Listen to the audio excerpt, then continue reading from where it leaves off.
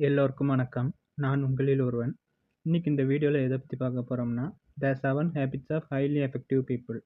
இந்த புத்தகத்துல உள்ள 7 ஹேபிட்டையும் அதோட எடுத்துக்காட்டோட பார்க்க போறோம். முதல் ஹேபிட் வந்து பி ப்ரோஆக்டிவ். இது தமிழ் அர்த்தம் என்னன்னா, முன்முயற்சியுடன் செயல்படு. இதுக்கு ஒரு எடுத்துக்காட்டு பார்த்தோம்னா, சூழ்நிலைய குறை சொல்லாம நாமே பொறுப்பேற்று செயல்படுவது.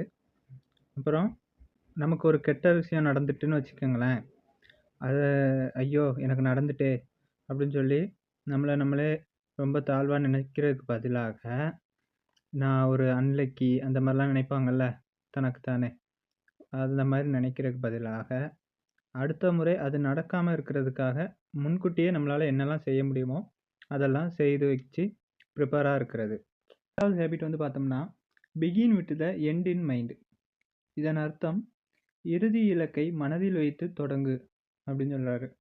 ஏன் நம்ம இறுதி இலக்கை முதல்ல மைண்டில் வச்சுக்கிட்டோம்னா, அதுக்கு சில காரணங்கள் இருக்குது. இதுக்கு ஒரு எடுத்துக்காட்டு சொல்கிறேன்.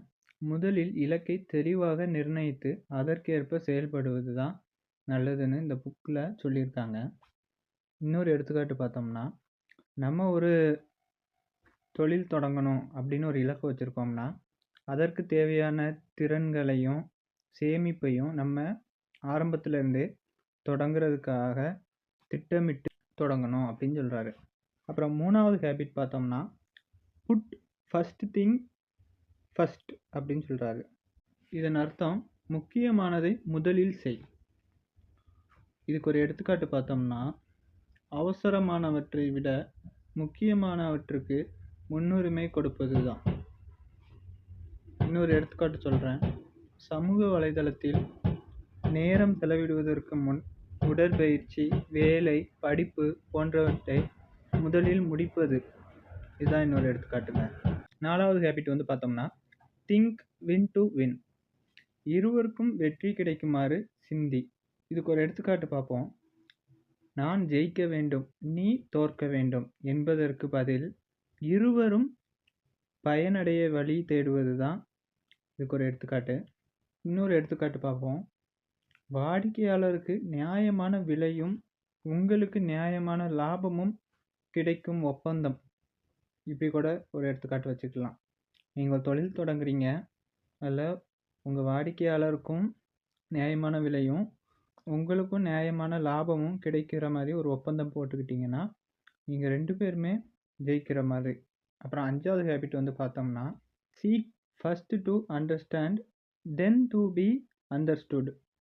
இதன் அர்த்தம் முதலில் புரிந்து கொள், பிறகு புரிய வைத்து பேசு. முதலில் புரிந்து கொள், பிறகு புரிய வைத்து பேசு.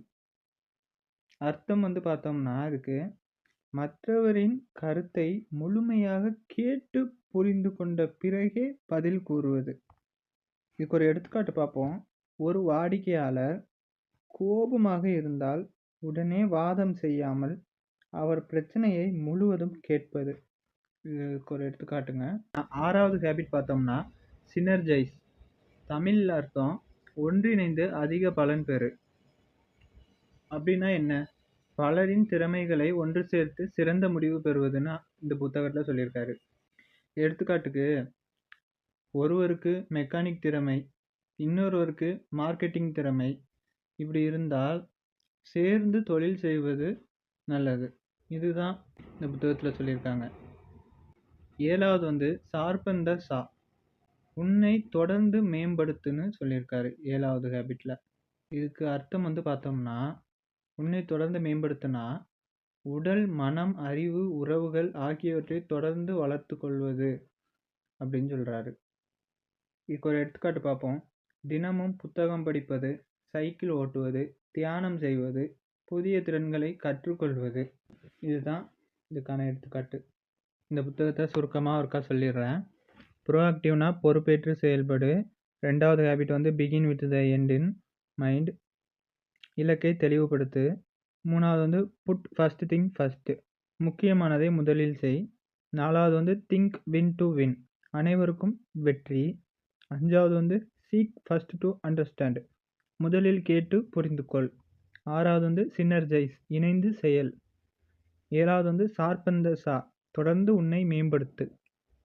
இந்த 7 பழக்கங்களையும் தொடர்ந்து கடைப்பிடித்தால் தனிப்பட்ட வாழ்க்கை, தொழில், உறவுகள் ஆகிய அனைத்திலும் முன்னேற்றம் காணலாம்ங்க. இந்த வீடியோவை கடைசி வரை பார்த்த எல்லோருக்கும் நன்றி.